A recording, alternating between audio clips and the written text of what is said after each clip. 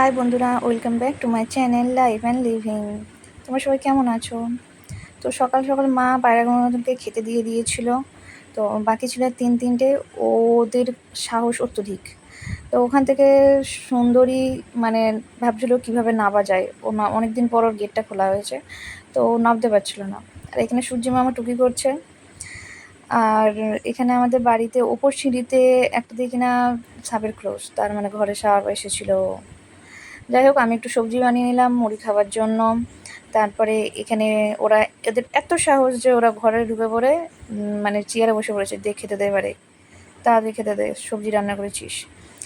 আজকে ছিল মামার বাড়িতে রান্না পুজো, তাই আমরা রেডি হয়ে গিয়েছিলাম মামার বাড়ি যাওয়ার জন্য রান্না পুজোয়। এখানে ফাইনাল রেডি, এর গাড়ি নিলাম, নিয়ে ভুঁ করতে করতে মামার বাড়ি চলে গেলাম। তো মামার বাড়ি চলে গিয়ে ফার্স্ট অফ অল দেখলাম যে দাদু এখানে বসে বসে নারকেল ছাড়াচ্ছে, আর দিদা সব সবজি কাটছে বসে বসে।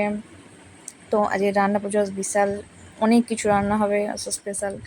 তো দিদাদের বাড়ি ঠাকুর পুজো করে যাওয়া হয়েছিল নি, দিদা বললো আমাকে পুজো করে নিতে। তো আমি এখানে রাধা মাধবকে সাজিয়ে পুজো টুজো করে সেবা টেবা দিয়ে এনে চলে এলাম সব রান্নাঘরে নিয়ে যাওয়ার জন্য, ডাল চাল সবজি পাতি।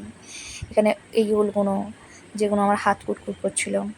তো তারপরে সবজিপাতিগুলো ধুয়ে নিলাম সব, এইগুলো সব ভাজাভুজি হবে, আর এইগুলো ভাজবো আমি। এখানে ভাজতে বসে গেছি, ওখানে দিদা রান্না করছিল, যেটা দিদা ছাড়া আর কেউ করতে পারবে না। তো আমি এখানে ভাজাভুজি করতে স্টার্ট করে দিয়েছিলাম, যেহেতু আছে কারেন্ট চলে যাচ্ছিলো, তার জন্য এই যে এখানে আমি বসে বসে নারকেল ছাই মারছি। তো যেটা রান্না পুজো ছিল, যারা যারা রান্না পুজো জানো তারা বুঝতে পারবে। তো ভিডিওটা ভালো লাগলে একটা লাইক, কমেন্ট, শেয়ার, সাবস্ক্রাইব করে দিও। আর লাস্টে এখানে আরাত গোছানো হয়েছিল, এখানে সব দুটো জায়গায় করা হয়েছিল, কারণ একটা ঠাকুরকে দেবে, আজকে রাত্রে খাওয়া হবে।